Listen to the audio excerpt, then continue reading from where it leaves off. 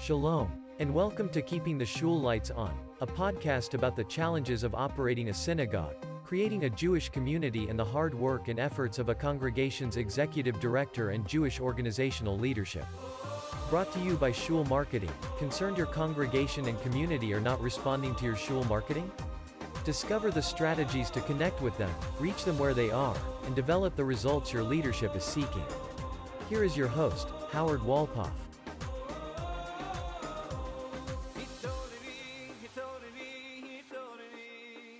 Welcome back to Keeping the Shul Lights On. I'm Howard Walpoff, your host. Again, this is brought to you by Shul Marketing. And I'm very excited about this conversation for a number of reasons. First and foremost, I'm talking to an executive director from a shul that I'm very familiar with in my neighborhood where I grew up in Riverdale, New York, that I spent a lot of different time there, whether it was going to services, even though I went to a different shul, definitely a lot of youth programs in that building as well, B'nai Mitzvah that I attended, but also the executive director that has been there for quite a while is a former classmate of mine. So it's very interesting to learn more about his journey as part of the process as well. I have with me Richard Langer of the Hebrew Institute of Riverdale, affectionately known as the Bayit. And welcome to our conversation, Richard. Oh, it's great to be here, Howard, and it is definitely fun to reconnect with classmates. I think it speaks to the power of the Jewish community and the way we grew up, that we're able to reconnect across states and time and distance to really share the journey about what Shul is all about. Yes, Jewish geography is definitely a very different game in the world of social media and LinkedIn, and it is always great to really get the sense of where people are and where people are at. And you are definitely at a very vibrant synagogue. This shul has been really at the forefront of really growing Judaism and making people feel comfortable for a very long time, led by a very notable Rabbi Avi Weiss, initially when the shul launched, and for a very long time after that. So why don't you share with us how you found your way to HIR? Okay, so when my wife and I were first married, we lived in Riverdale for about 7-8 years, and so we were members of HIR. Work took us to Central Jersey, but in late 2010, I sold my business and was looking for what to do next. A rabbi friend of mine at a different synagogue said to me, "Hey, our position is open. It would be so much fun for us to work together. You'd be great at it."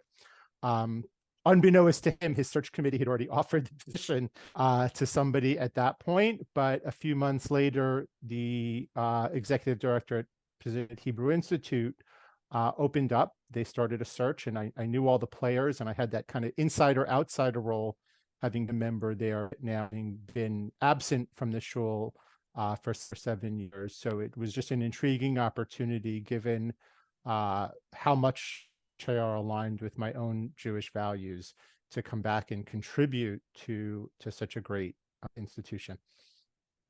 Well, it's wonderful to be able to have that opportunity, because it's being part of growing something, being part of really getting to be a part of the connected piece of a community really is fantastic. And having been a part of the community, you really had a sense of what that community meant, and obviously had great ideas of how to make that community grow. Yeah, no, it was a time of transition at the synagogue. It just completed a building project. The then assistant rabbi was promoted to rabbi, and Rabbi Weiss had taken the title of senior rabbi because he was approaching his 70th birthday. It was just after some controversy about the role of women as clergy in Orthodox shuls. So it was an interesting time. A lot of challenges when I walked in the door to help complete transitions, start transitions, and really get bring some of small business practice to a feel-good synagogue So that was, I think, an interesting journey for me, both the limitations and the complementary pieces of moving from the for-profit world to the nonprofit world, from a product-based world to a service-based world. So I made that double transition there.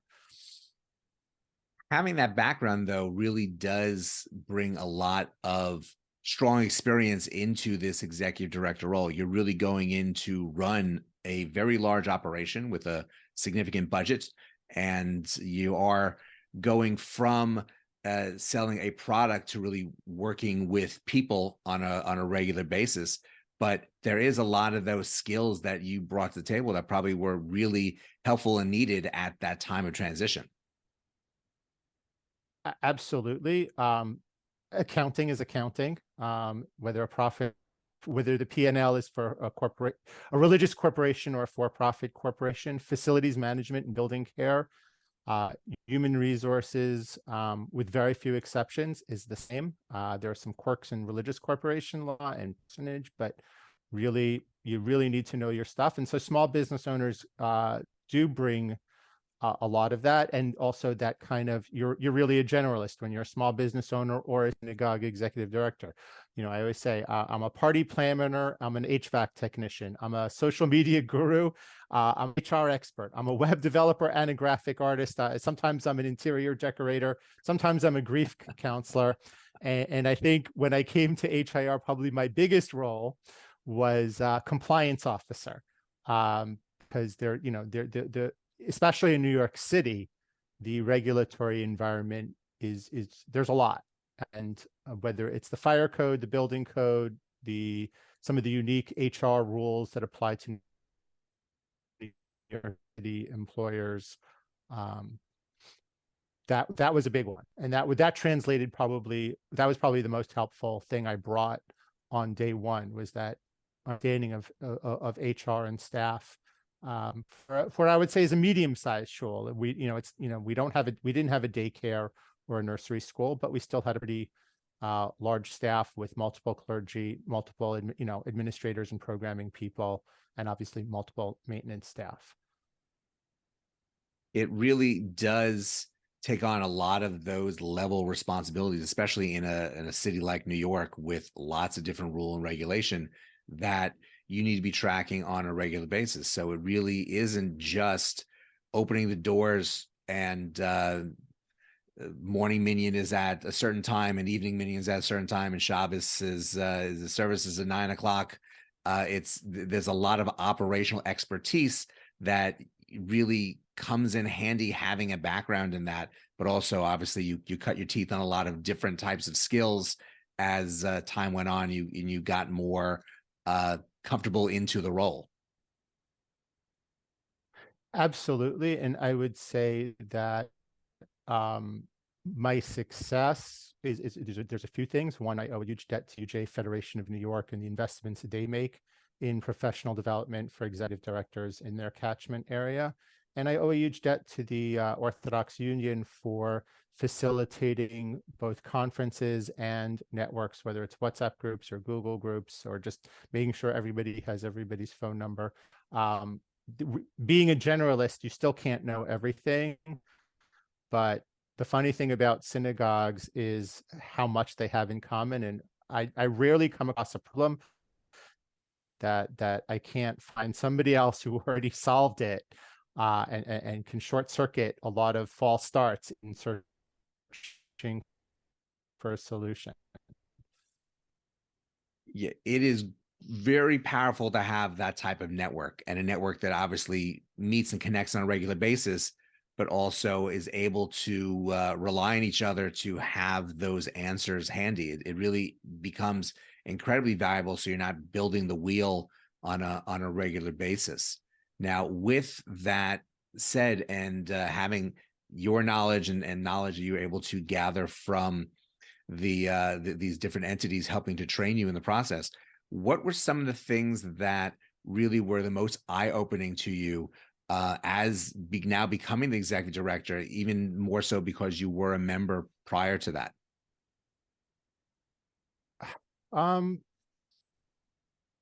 I think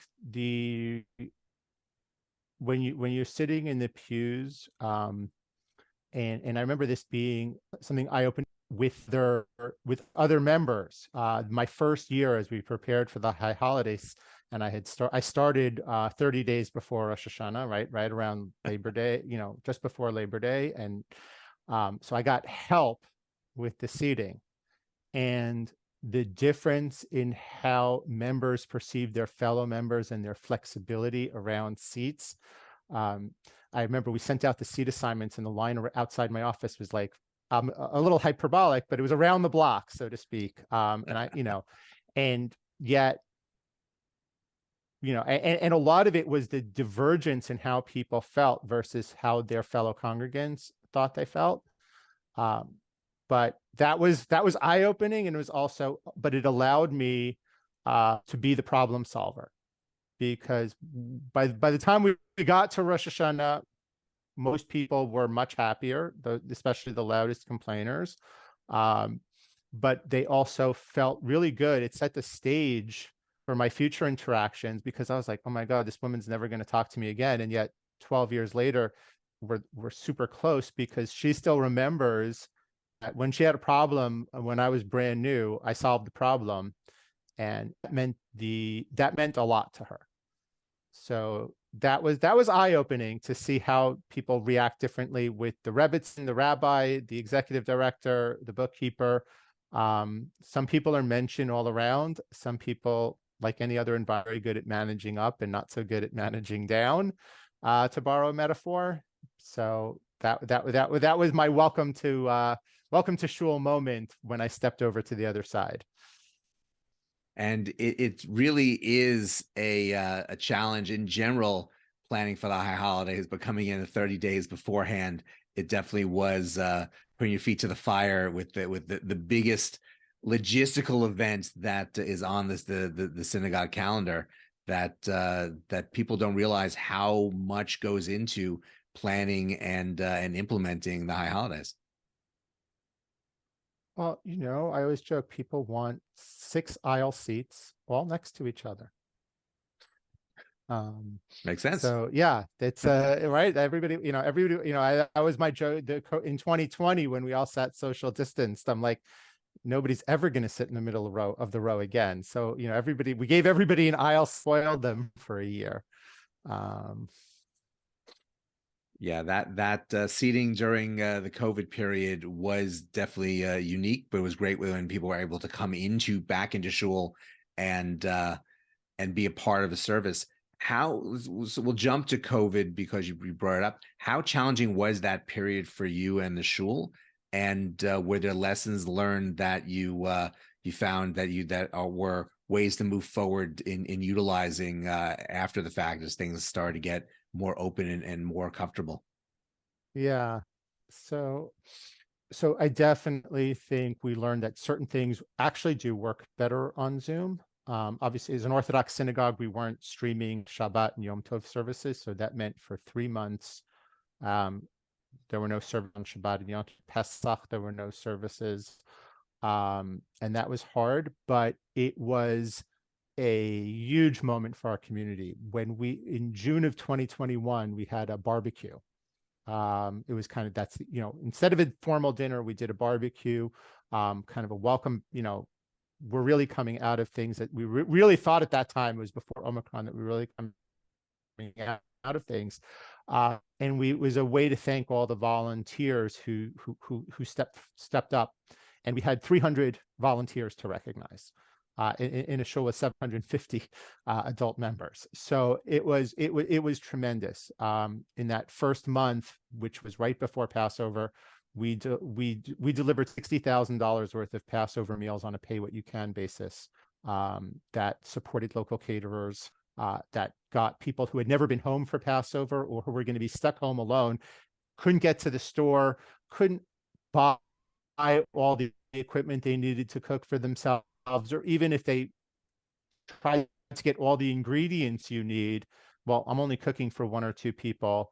And all that uncertainty about people not knowing if they would have a job 2 weeks later, or had already been laid off. So that really brought our community together. WhatsApp groups, shopping buddies.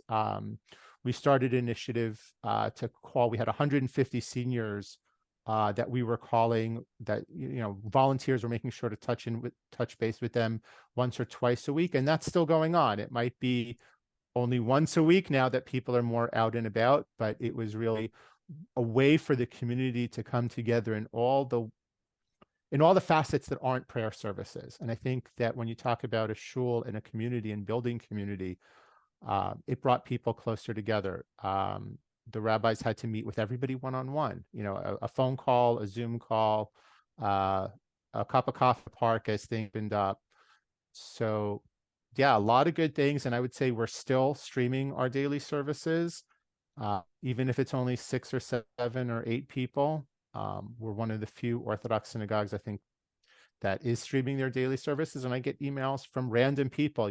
I was traveling for work and I'm saying Kaddish, and I was at a town with and you made it possible. So we found that we've been able to touch people all around. When we would do a pre-Shabbat service, we would get 400 devices logging on to a musical Kabbalat Shabbat, which we would just do 45 minutes before Shabbat started, because that's what you do when you're an Orthodox shul. So yeah, a lot of good, and that still continues. The Yizkor services are exceptionally meaningful, and it's a very different experience to do it on Zoom at home. Perhaps people will show a picture of their departed on the screen, and people can share and experience Yizkor very differently before Yontif starts on Zoom. And we still get 40-50 people who will log on to that 4 times a year for that. So that you hear the phrase COVID keepers. There's a lot of them. In terms of the connectedness of people in the community.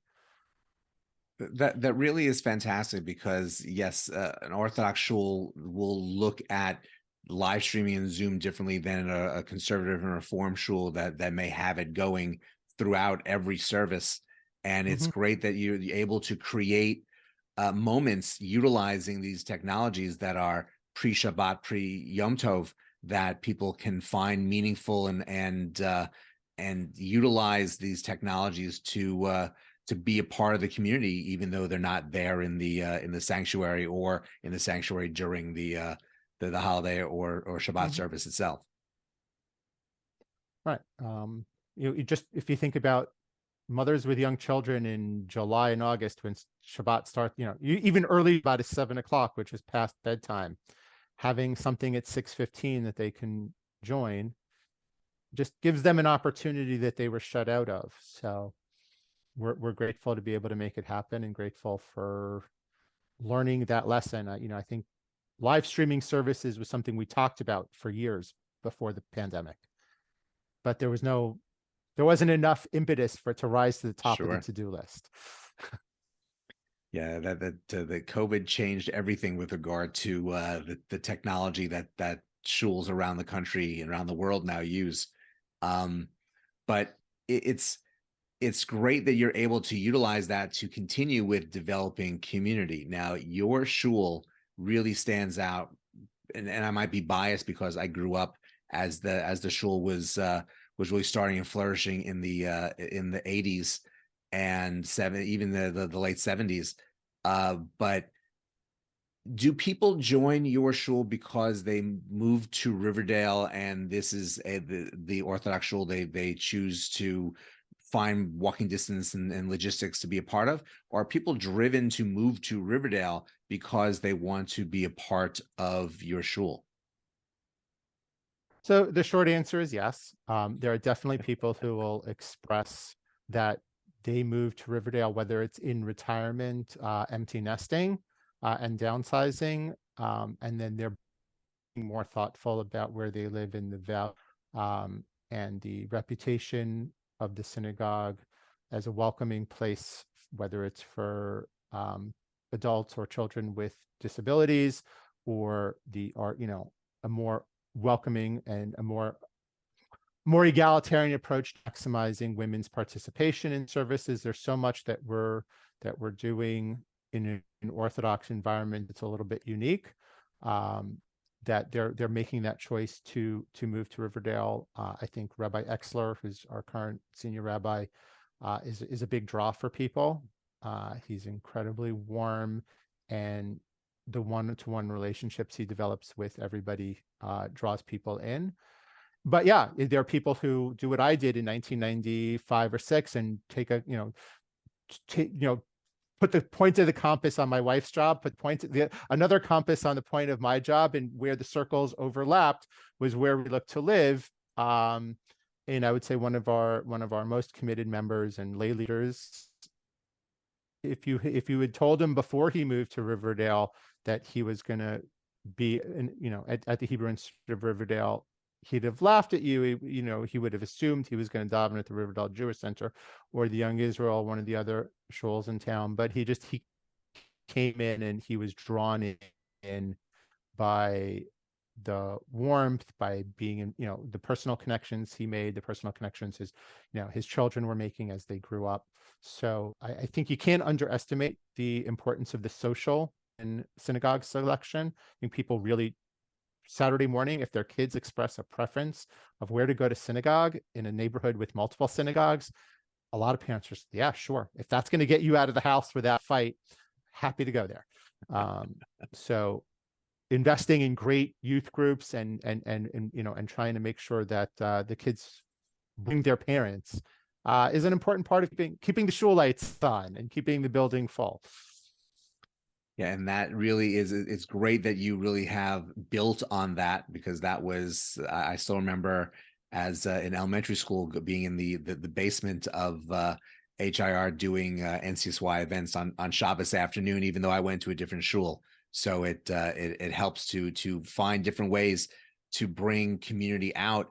And you mentioned something earlier that I find very interesting with regards to Orthodox shuls more than conservative or reform shuls, is the use of WhatsApp. And in part of the marketing that you're doing for the shul, you have the use of this app to communicate with people, which again, apps show up differently on people's phones than emails do, than texts do. But WhatsApp in particular has been a real cornerstone for a lot of the marketing that Orthodox shuls have been using. I'm wondering if you can discuss the utilization and some of the success you have with making sure people know what is happening in the community. Right. So WhatsApp is tremendously powerful. Yeah. When you send an email, you're usually stopping the exact language on the links.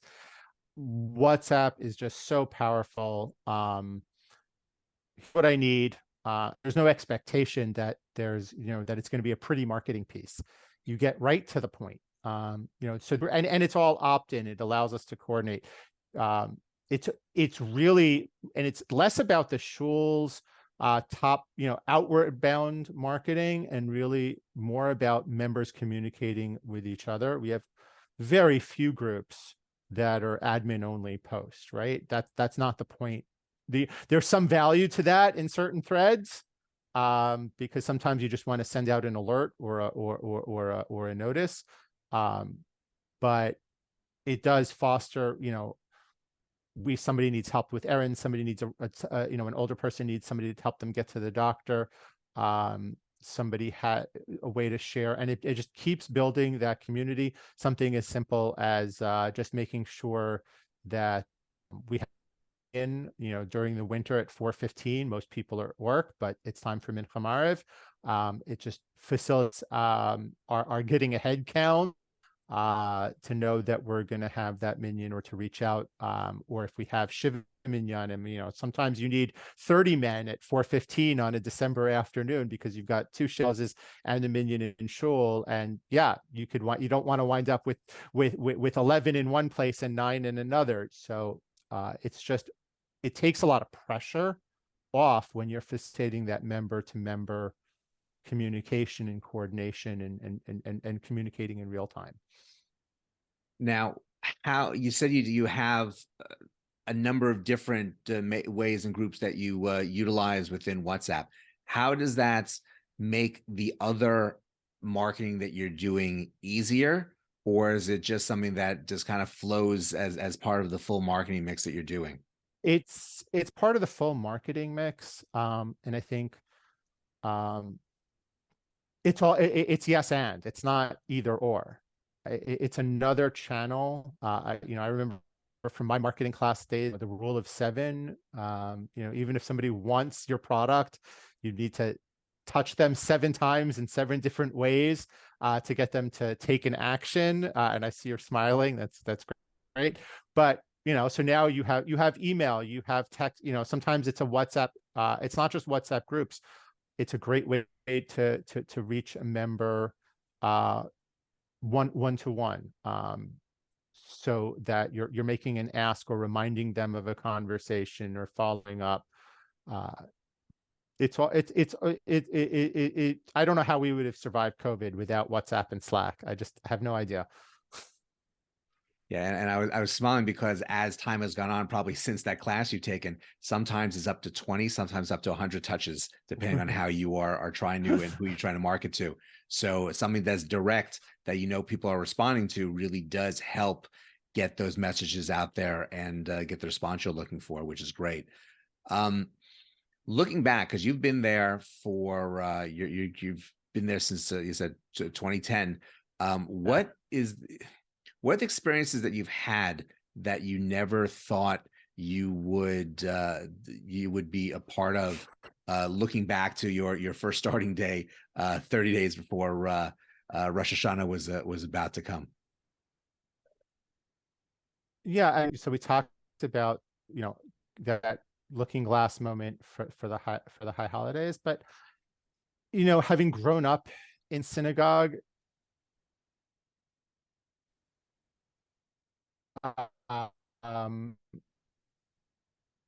it was for us a lot of the financial, the building care piece, and how long everything takes. I mean, projects can take 5 years. We wanted to put bollards in front of our building. Fortunately, we have a vice president who's an architect who had been through the process with New York City in the past. But just getting into that Byzantine, like you never think you're gonna I never thought I was gonna do something like that. Getting the grant funding was really the easiest part of the process. But and the city, it's like you always think you're at the last step with the city, but actually, because they don't give you a roadmap at the beginning for all the layers of approvals you have to go to, God bless them. All you did when you finished a step in the process was find out what the next step was. So there was absolutely no parallel processing throughout the whole thing, or no preparing for the next step because they weren't telling you what it was. So I think that was eye-opening, frustrating, and ultimately when we were able to really enhance the safety and security of our building, which is on a busy corner, where we had actually had a traffic accident where somebody hit the building fortunately on a weekday afternoon.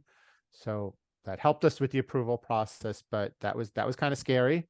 But so it was eye-opening, unexpected when I started the journey, and I definitely think in 2010, even though it was a post 9/11 world and we understood security, no idea, no clue how much more of our time it was going to take and how much bigger a deal it would be. And I think if you ask most executive directors or synagogue leadership, you're going to hear that repeatedly. It's amazing the challenges that you can have working with the city. Some are much more detailed than others, but security is important. We're learning more and more how security is necessary these days, even more than the 9/11 responses after the fact with synagogues and communities. And yeah, those experiences with the car driving into a building really, because you at first response, you never know what the reason is for that happening. It's unfortunate that that person had an accident, but it does bring real fear to a synagogue. Yeah, it was. You could do a whole podcast on just that day, even though it was 45 seconds from the time we went into lockdown till the guy was arrested. But you could do a 30-minute podcast on it, Sure. but not for today. So because you have so many different hats that you wear, so many different responsibilities, what do you enjoy most about just walking around the building and in some ways looking back at the things you've accomplished over the 13 plus years you've been there? So just walking around the building during an event, especially events that bring in all the different demographics, like our Yom Ha'atzmaut barbecue last Wednesday. There were folks from local group homes. There was a toddler area. There were seniors coming for an early dinner. There were young professionals coming after work. And just seeing all those people, first of all, in the building on a weeknight, really enjoying themselves, really feeling good about the different activities. Those are the moments I think you realize, you say, wow, all the hard work is worthwhile. But for me, the other thing I would say, if I look over the arc of 12 years, being able to incorporate some other passions around sustainability, corporate responsibility. I think Shul sometimes forget, and I think lay leaders often get so focused on, well, our Shul's mission is to deliver youth groups and davening and shiurim and classes, and that they forget that you're also a neighbor. Our building is a preferred site. A lot of co-op board meetings rent our social hall. So for their membership and shareholder meetings, and that feels good around that's another way we serve our local community. It's the agreements we have with some of the local nursing homes or senior centers that if they have a power outage or something, we're an emergency evacuation point. So that feeling of corporate citizenship, that the work we've done to lower our electric use. I always say most of the things that we do that are environmentally conscious are double green. Not only do they save the planet, they save me a lot of money. Whether that was what we now are, whether that was buying better cleaning supplies, investing in LED, investing in lighting, investing in better HVAC. It's all, none of it is a spend. It's all a net win for the Shul financially, and being that one of the first, we're probably one of the first Shuls in New York to join the city's org cycling. And oh wait, our pest problem, because if you live in New York City, you know that pests are an issue. Well, when you're putting your food waste in a hard plastic box instead of a porous black plastic garbage bag, it's a much cleaner. Now you have a cleaner synagogue. So much of what we do that's environmentally conscious and can be seen as a hassle or an expense is paying huge dividends, and that feels really good to measure the arc of how we've changed our operation over those 12 years that I've been there. Well, I think everything you just listed is phenomenal, and it really shows the strategic mind you have, that it's not just the implementation of these activity, but also budget-wise, what you're saving from those investments as time goes on, which is, again, part of your big responsibility is managing that budget. So it really does show the different aspects of what you need to do and you're responsible for, but how you're responsible for it and making improvements into the lives of the congregants, obviously focusing on the environment, making sure the rats are kept at bay in New York City, and enjoying savings on your budgets when it for all those implementations. So it really does show the hard work and effort that you've put in for quite a while, and hopefully will continue to do so for a very long time. So I really want to thank you for joining us in this conversation. This really, I learned a lot about a shul that I have a nice place in my heart for, and I'm glad that you're the one that's doing all this. So come see us sometime soon.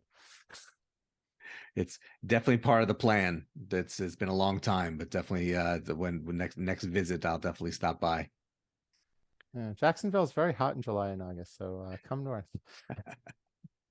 It's we have 2 seasons here. It's February and the rest of the year, but it's There you thankfully go. it's not too humid as opposed to the South Florida, but it's a hidden gem. So it's not my body has definitely adapted. But Richard, thank you so much for joining us, and this really was we learned so much in this conversation. So thank you. No, thank you, and good to connect with an old high school classmate. And thank you all for joining us as well. This really was, I hope you got as much out of this as I did. This is really a remarkable synagogue, one you definitely should look up and see all the amazing things that they've accomplished, and really the groundbreaking opportunities they've created within Orthodoxy for participation and really viewing people as the world has evolved over the course of the last number of decades. So it's definitely worth your time to check them out, or definitely stop by and visit for Shabbos, or just to see the activities that they're doing. And always great to reconnect with someone. So I really enjoyed this so much. But go out, have a great rest of today, and we will see you next time.